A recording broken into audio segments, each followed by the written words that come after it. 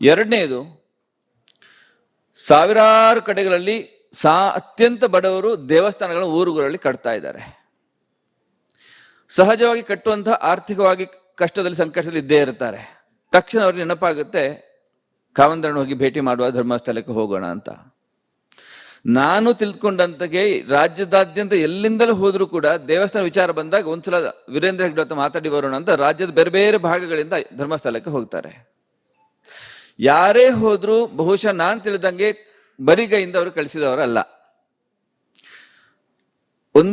ಕೆಲವೊಂದಷ್ಟು ಲಕ್ಷಾಂತರ ರೂಪಾಯಿಯಲ್ಲಿ ದಾನಗಳನ್ನು ಮಾಡಿ ಆ ಊರುಗಳಲ್ಲಿ ದೇವಸ್ಥಾನ ಕಟ್ಟಲಿಕ್ಕೆ ಅವರು ಬೆಂಬಲವನ್ನು ಕೊಟ್ಟು ಆ ಊರಿನಲ್ಲಿ ಧರ್ಮದ ರಕ್ಷಣೆ ಕಾರ್ಯ ಆ ಮುಖಾಂತರವನ್ನು ಮಾಡ್ತಾ ಇದ್ದಾರೆ.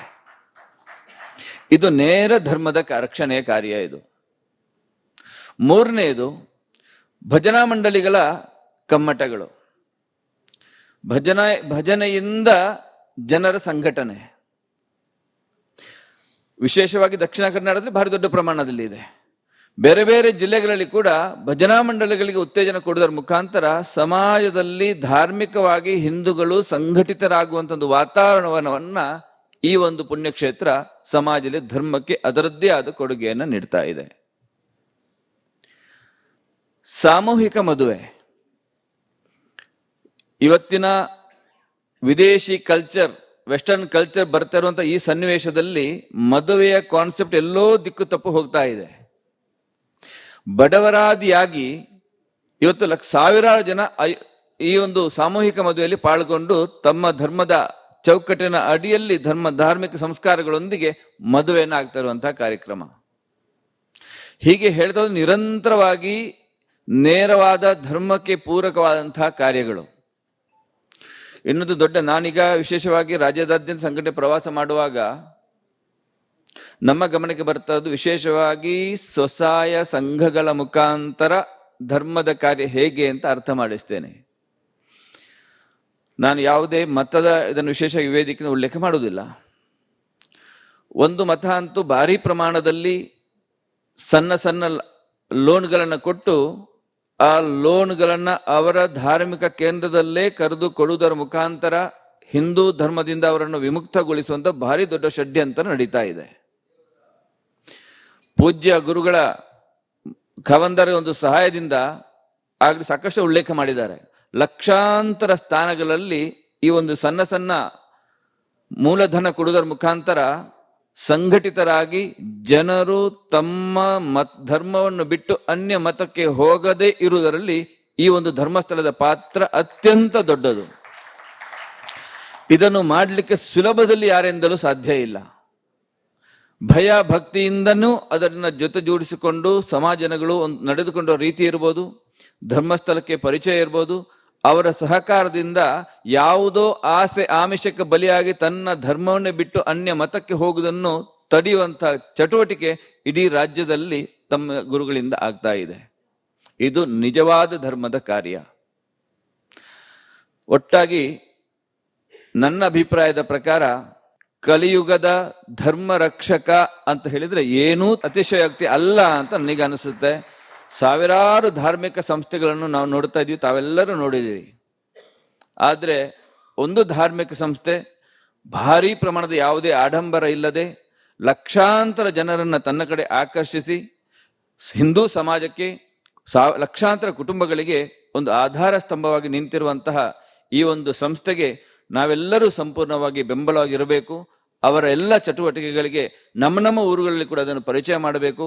ಇಂತಹ ಒಂದು ಅದ್ಭುತ ಧರ್ಮದ ರಕ್ಷೆಯ ಶಕ್ತಿ ಜೊತೆ ನಾವೆಲ್ಲ ಇದ್ದುಕೊಂಡು ಈ ಒಂದು ಕಾರ್ಯಕ್ರಮದಲ್ಲಿ ಪಾಲ್ಗೊಂಡು ಎಲ್ಲರಿಗೂ ನಾನು ಅಭಿನಂದನೆ ಸಲ್ಲಿಸ್ತಾ, ಈ ಕಾರ್ಯಕ್ರಮವನ್ನು ಆಯೋಜನೆ ಮಾಡಿರುವಂತಹ ನಿಮಿತ್ತ ಮಾತ್ರ ಈ ಸಂಸ್ಥೆಗೆ ಮತ್ತೊಮ್ಮೆ ಧನ್ಯವಾದ ಹೇಳಿ ನನ್ನ ಮಾತನ್ನು ಮುಗಿಸ್ತೇನೆ. ನಮಸ್ಕಾರ. ಎರಡನೆಯದು, ಸಾವಿರಾರು ಕಡೆಗಳಲ್ಲಿ ಅತ್ಯಂತ ಬಡವರು ದೇವಸ್ಥಾನಗಳ ಊರುಗಳಲ್ಲಿ ಕಟ್ತಾ ಇದ್ದಾರೆ. ಸಹಜವಾಗಿ ಕಟ್ಟುವಂತಹ ಆರ್ಥಿಕವಾಗಿ ಕಷ್ಟದಲ್ಲಿ ಸಂಕಷ್ಟದಲ್ಲಿ ಇದ್ದೇ ಇರ್ತಾರೆ. ತಕ್ಷಣ ಅವ್ರಿಗೆ ನೆನಪಾಗುತ್ತೆ, ಕಾವಂದರಣ ಹೋಗಿ ಭೇಟಿ ಮಾಡುವ, ಧರ್ಮಸ್ಥಳಕ್ಕೆ ಹೋಗೋಣ ಅಂತ. ನಾನು ತಿಳ್ಕೊಂಡಂತೆಗೆ ರಾಜ್ಯದಾದ್ಯಂತ ಎಲ್ಲಿಂದಲೂ ಹೋದ್ರೂ ಕೂಡ ದೇವಸ್ಥಾನ ವಿಚಾರ ಬಂದಾಗ ಒಂದ್ಸಲ ವೀರೇಂದ್ರ ಹೆಗ್ಡೆ ಹತ್ರ ಮಾತಾಡಿ ಬರೋಣ ಅಂತ ರಾಜ್ಯದ ಬೇರೆ ಬೇರೆ ಭಾಗಗಳಿಂದ ಧರ್ಮಸ್ಥಳಕ್ಕೆ ಹೋಗ್ತಾರೆ. ಯಾರೇ ಹೋದ್ರೂ ಬಹುಶಃ ನಾನ್ ತಿಳಿದಂಗೆ ಬರಿಗೈಯಿಂದ ಅವರು ಕಳಿಸಿದವರಲ್ಲ. ಕೆಲವೊಂದಷ್ಟು ಲಕ್ಷಾಂತರ ರೂಪಾಯಿಯಲ್ಲಿ ದಾನಗಳನ್ನು ಮಾಡಿ ಆ ಊರುಗಳಲ್ಲಿ ದೇವಸ್ಥಾನ ಕಟ್ಟಲಿಕ್ಕೆ ಅವರು ಬೆಂಬಲವನ್ನು ಕೊಟ್ಟು ಆ ಊರಿನಲ್ಲಿ ಧರ್ಮದ ರಕ್ಷಣೆ ಕಾರ್ಯ ಆ ಮುಖಾಂತರವನ್ನು ಮಾಡ್ತಾ ಇದ್ದಾರೆ. ಇದು ನೇರ ಧರ್ಮದ ರಕ್ಷಣೆಯ ಕಾರ್ಯ. ಇದು ಮೂರನೆಯದು ಭಜನಾ ಮಂಡಳಿಗಳ ಕಮ್ಮಟಗಳು. ಭಜನೆಯಿಂದ ಜನರ ಸಂಘಟನೆ ವಿಶೇಷವಾಗಿ ದಕ್ಷಿಣ ಕನ್ನಡದಲ್ಲಿ ಭಾರಿ ದೊಡ್ಡ ಪ್ರಮಾಣದಲ್ಲಿ ಇದೆ. ಬೇರೆ ಬೇರೆ ಜಿಲ್ಲೆಗಳಲ್ಲಿ ಕೂಡ ಭಜನಾ ಮಂಡಳಿಗಳಿಗೆ ಉತ್ತೇಜನ ಕೊಡುವುದರ ಮುಖಾಂತರ ಸಮಾಜದಲ್ಲಿ ಧಾರ್ಮಿಕವಾಗಿ ಹಿಂದೂಗಳು ಸಂಘಟಿತರಾಗುವಂತ ಒಂದು ವಾತಾವರಣವನ್ನ ಈ ಒಂದು ಪುಣ್ಯಕ್ಷೇತ್ರ ಸಮಾಜದಲ್ಲಿ ಧರ್ಮಕ್ಕೆ ಅದರದ್ದೇ ಆದ ಕೊಡುಗೆಯನ್ನು ನೀಡ್ತಾ ಇದೆ. ಸಾಮೂಹಿಕ ಮದುವೆ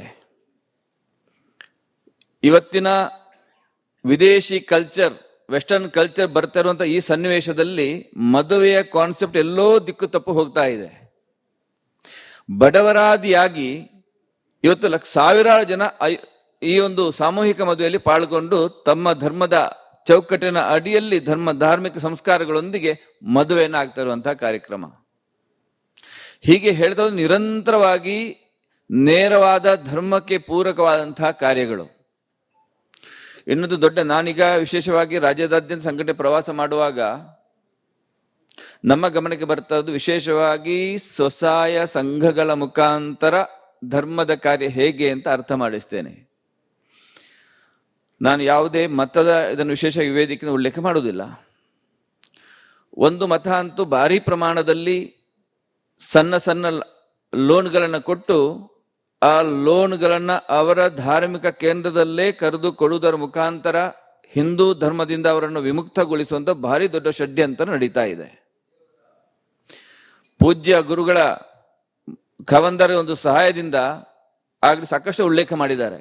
ಲಕ್ಷಾಂತರ ಸ್ಥಾನಗಳಲ್ಲಿ ಈ ಒಂದು ಸಣ್ಣ ಸಣ್ಣ ಮೂಲಧನ ಕೊಡುವುದರ ಮುಖಾಂತರ ಸಂಘಟಿತರಾಗಿ ಜನರು ತಮ್ಮ ಧರ್ಮವನ್ನು ಬಿಟ್ಟು ಅನ್ಯ ಮತಕ್ಕೆ ಹೋಗದೇ ಇರುವುದರಲ್ಲಿ ಈ ಒಂದು ಧರ್ಮಸ್ಥಳದ ಪಾತ್ರ ಅತ್ಯಂತ ದೊಡ್ಡದು.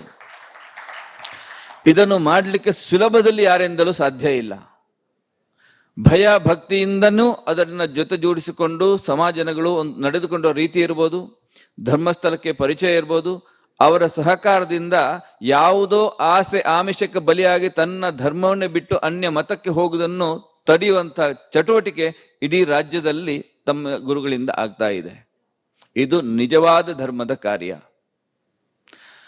ಒಟ್ಟಾಗಿ ನನ್ನ ಅಭಿಪ್ರಾಯದ ಪ್ರಕಾರ ಕಲಿಯುಗದ ಧರ್ಮ ರಕ್ಷಕ ಅಂತ ಹೇಳಿದ್ರೆ ಏನೂ ಅತಿಶಯೋಕ್ತಿ ಅಲ್ಲ ಅಂತ ನನಗೆ ಅನಿಸುತ್ತೆ. ಸಾವಿರಾರು ಧಾರ್ಮಿಕ ಸಂಸ್ಥೆಗಳನ್ನು ನಾವು ನೋಡ್ತಾ ಇದೀವಿ, ತಾವೆಲ್ಲರೂ ನೋಡಿದೀವಿ. ಆದ್ರೆ